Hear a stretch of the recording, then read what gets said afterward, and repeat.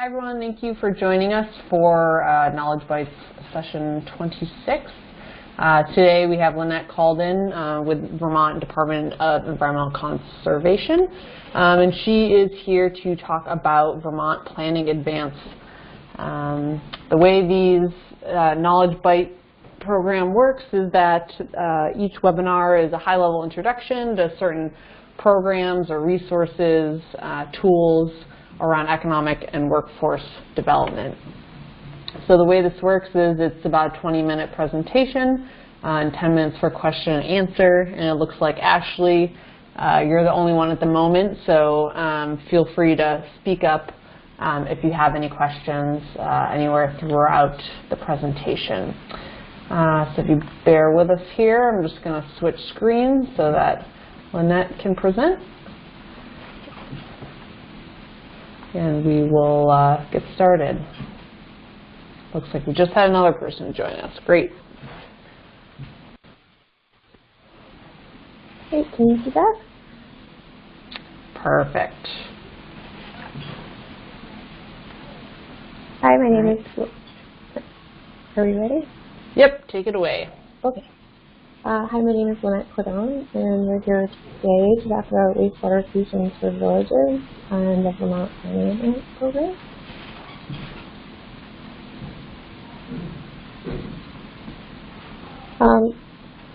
So in your own head, if you could consider your town's wastewater needs and challenges for a moment. There are a number of recognized needs and challenges throughout Vermont, and they can range from environmental considerations to physical considerations to economic and resource considerations. And you are not alone in your problems. There are more than 200 villages throughout Vermont that do not have any municipal sewer service provided. So the red dots in this graphic show village areas where there is no municipal sewer service. That's 167 dots. And the blue dots show villages with only municipal water service. The yellow dots have sewer only, and the green dots have water. There's a number of basic permitting requirements that basically dictate what you're allowed to do in terms of your on-site wastewater disposal. They consider the depth of groundwater, the ability of the soil to accept the water, the isolation distances to wells, the flow that you need and the sizing of your specific system, and then the strength of the wastewater. Of concern in a lot of villages is what happens with lots of pre-existing homes or businesses that are too small to meet requirements. The hope of our regional engineering staff is that villages will be able to have compliant systems. In this graphic shown here, this is a snapshot of part of Wakefield Village. And you can see that in the upper left of the graphic, there's a dark brown lot that shows two green wastewater fields in the backyard. This is an example of a septic system. They did their best to fix their problem. There was a blue dot on that property, and but there's other solutions they could have considered: advanced treatment, off-site locations, a shared system, and then the last possible option is a full transit. This is a chart that can be used to generally give some examples of when a wastewater system, an existing wastewater system, is considered for reuse. So this chart is set up to show conversion of a single-family residence and a school. So the original use of single-family residence was 3 bedrooms at 450 gallons per day. That same 450 gallons per day could be used for 3 beds in a nursing home, a 15-seat restaurant with 2 meals a day, a daycare with 19 children and 2 staff, or small dry goods stores, or office space with 12 employees and 6 conference room suites. Similarly, if your town is looking at your school with different uses, there's other suggested alternative uses, and how you can use that wastewater capacity. Just so that we're all talking the same language, here is a typical on-site septic tank and leach field. The water drains through the plumbing system in the home, out into a septic tank, to an effluent filter, and then out to the leach field where the wastewater is treated and then absorbed back into the groundwater. Most of the sewage solutions that villages is likely pursuing today include.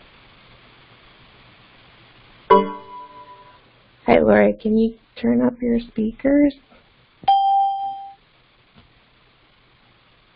I can hold the mic closer to my face. Yeah, that sounds a little bit better, Lynnette, when you hold it a little closer. Okay. So most villages are likely to be pursuing a decentralized wastewater solution. The number of wastewater treatment facilities that exist in the state have used most of the assimilative capacities of the streams in Vermont to accept wastewater, so there is very, very limited ability to have new wastewater treatment plants. So this is a graphic that shows an example of some decentralized wastewater systems. So each of the brown boxes is a building.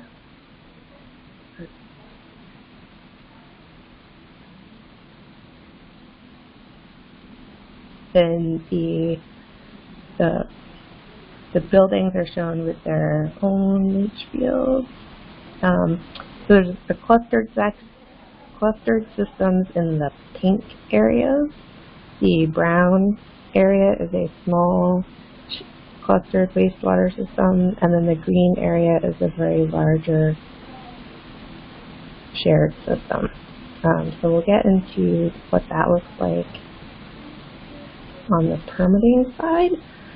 So there are basically two major permit programs that deal with the soil-based systems. One is the wastewater permit, the WW permit. Those are for the small systems. And then the indirect discharge permit, which is for 26 units or 6,500 gallons per day or more.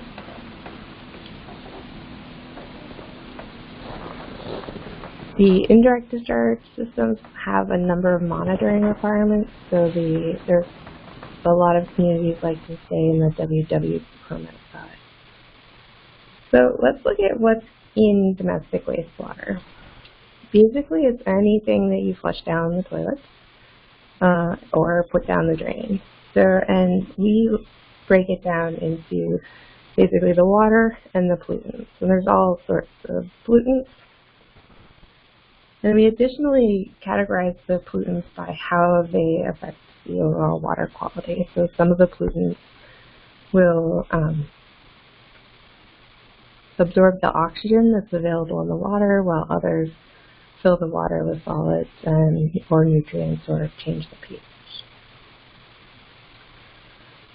So that amount of pollutants that's in the water is the big difference between domestic sewage, which we've been discussing, and those things that we would want for economic development and prosperity. So here is a chart showing the various strengths of the wastewater pollutants for the domestic sewage versus some of the other components that we may want to see in our villages.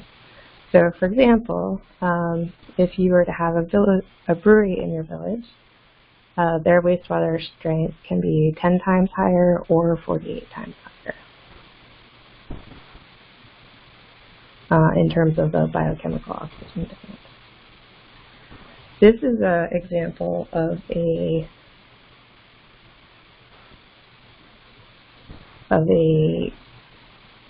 bioreactor that was installed in order to treat the high-strength waste coming out of an industrial facility at the Irisville Business Park in Waitsfield. So they have an on-site system, and this unit was installed to effectively reduce the strength of the wastewater across the system. So this is where we get into the planning advance discussion in the program. So planning advances are available to unsewered municipalities. Currently we have planning advances available for 4 sewer projects. Drinking water systems can be explored as an alternative to your sewer problem if your village has issues with isolation distances from the wells or poor drinking water quality in the private well. So the planning advance is basically the very first step in looking at your overall infrastructure project. It's basically a feasibility study and a very introductory level feasibility study that assesses the needs in your village. Very often there's additional study that's required after the planning advance and before you get into the preliminary engineering report, which is required for most funded projects through state or federal funding. So this is 2 examples of planning advance projects. The first one is in Arlington. The planning advance was issued in 1978. They have never built the project for the planning advance. The amount of the planning advance was $25,000. They still owe the state of Vermont $25,000, but there's no expectations for them to repay the advance until they build the project. And since they have no interest in building the wastewater treatment plant that was explored, they have no obligation to repay that. Another example is West Windsor. This is one of the newer planning advances on the books, and it's off the books already. The planning advance was issued in 2012, and they went into construction in 2017. Their initial planning advance amount was $16,000. They did not have to repay the planning advance because they were awarded a pollution control grant from the state of Vermont. They had a total project cost of over $2 million, and after all their loans and grants and the funding packages, they will have to repay $900,000, which works out to a user rate of $215.25 per quarter. So next we work into some case studies. This is a case study for Brownsville, which is the West Windsor Village area. This village was basically in crisis with the Ascutney Mountain ski area going bankrupt. The village got together and got the idea to purchase the Ascutney Mountain sewer system, which they did with a clean water state revolving fund loan. Additionally, Irene had damaged some septic systems in the village, and they were able to use that damage to access some disaster funding, and they ultimately constructed a village collection system that discharged to the Ascutney Mountain sewer system, which eventually goes to the Windsor main wastewater treatment plant. And their village is growing. Another case study is in Warren, Vermont. They did their project in 2003. They had a number of grants from EPA to do this work, and their project was village-wide, and they were able to do their project based on a whole suite of decentralized solutions, including refurbishing individual systems, replacing individual systems, cluster systems, very large WW permitted systems, and an indirect discharge system. And there's currently ongoing efforts to further this case study to look at some of the rates and outcomes from the Warren experience. Another case study is in Waitsfield, Vermont. They initially started their project by building a drinking water system. They still found that they had wastewater needs in their community, and eventually they created a community loan program, which was able to be used to build an indirect discharge system for an industrial park and 5 other wastewater systems in the village. And here is Rochester, Vermont. They originally built their indirect discharge system in the 1970s. Their total system capacity is over 66,000 gallons a day. And they have very affordable rates with an average annual single-family home bill of $340 per year. And they're maintaining their Vital Village area. In 2018, they came into the Clean Water State Revolving Fund for a project to refurbish one of their disposal fields, and they were able to finance a $500,000 project for half of that amount. So the Department of Environmental Conservation has been working very hard to figure out how to make the wastewater solutions more accessible to villages throughout Vermont. And so to that end, we've partnered with the Agency of Commerce and Community Development. We've aligned our programs with those of rural development, and we've made additional connections with our regional planning commissions, especially down in Wyndham region. And we've additionally made connections with the Rural Community Assistance Program that is also available for Vermont village communities. And part of the analysis that we've done as part of that effort has been to look at what the differences between the feasibility studies that are produced that lead to projects and the ones that don't lead to projects. And we've identified a number of pre-engineering and other tasks that go along with a successful project. And so if you only do the feasibility study as your village, you may not end up with a successful project. So in order to get communities organized, our committees put together a workbook for organizing your committee, which is available through ACCD's website currently. We also recommend 2 different publications. One is Getting Your Project to Flow Smoothly, a guide to developing wastewater and wastewater infrastructure, which is published through the Rural Community Assistance Partnership, and the Wastewater Solutions for Vermont Communities booklet published by ACCD. So lastly, as we close out and start to take questions, please consider if your town can afford to think about this or not. Okay, so any questions? Great, thank you so much, Lynnette. If anyone has any questions, please feel free to go ahead and type them into the chat function. That way we don't have a bunch of people talking over each other. I have a question to start. What was the most recent project that you guys have worked on, or the town that you've worked with, and how is that going so far? So most recently we've been working with the towns of East and West, so the towns of Wolcott and Burke, with the villages of East and West Burke and Wolcott Village. We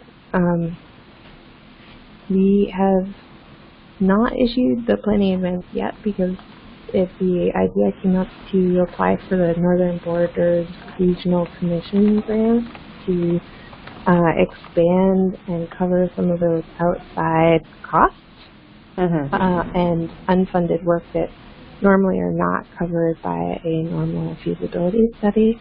And so we're piloting some efforts, and we did receive the Northern Borders grant last Friday, so that's pretty exciting. over $200,000 that will be able to focus on those villages and Great. their efforts. The grant will take place over 3 years, so we would expect outcomes at the end of the grant process. That's great. And what is the most common issue that you find, when towns come to you to explore the options? What's the most common question that you get? And what's the most common hurdle that you see from these towns? A lot of the towns express a lot of fear. There's fear about the overall cost of the projects, and there's fear about actually acknowledging their problems. So we have an existing internal DEC policy that basically says that the department won't need to pursue any enforcement actions on communities that are working towards a community solution. But there's still a lot of distrust of working with the state, and that's why we found that it's been really important to partner with the folks at the Rural Community Assistance Partnership, because they're not the state, and so some of those conversations that people want to have that are very frank and revealing can happen with the staff at RCAP and not necessarily the state staff, although I personally do not have any requirements to do enforcement in my job. That's a good thing to know, I think, for towns that are maybe avoiding asking the questions that they should be asking. Yeah. A lot of the towns also worry about affordability issues. And so we've been doing some economic analyses to understand what potential liabilities exist for people who have on-site systems. And so for myself, I've priced out the annual operations and maintenance costs for my personal septic system, which is an on-site system, and that turned out to be $1,700 a year. So even though the project costs can seem high, when you look at the aggregate liabilities that everybody has, it's the community solution is often more affordable than the individual solution. That's definitely a good thing to note. Well, are there any other questions from anyone that is present on the webinar? If you don't have a question at the moment, but you think of something later on, please be sure to copy down Lynnette's email or phone number. I'm sure she'll be happy to answer any kind of questions one-on-one if that's something that you prefer. I'm going to go ahead and switch back. And if anyone has questions in the next minute or so as we finish up, please feel free to type those in the chat function. So we are moving the Knowledge Bites webinar series, which was twice a month, to once a month. And so our next webinar will be September 11th, and it'll be on the eligibility changes in the Clean Water State Revolving Fund, as well as the revamp of the pollution control grants. That will be with Teresa Thomas. Just in case you came in late, or you have somebody else that wanted to learn more about Vermont Planning Advance, this whole webinar was recorded. And down here, this web address is where you can find this recording, as well as the 25 other recordings about different resources and programs that you may want to know more about. If you have any suggestions as far as what kind of programs or resources you want to hear more about that you don't see on that list of now 26 webinars, please feel free to reach out to me directly and suggest something, and I will be happy to try and accommodate that. So, Lynnette, thank you so much for doing this, and we'll talk soon. You're welcome. Have a good day. All right. Have a great day, everyone.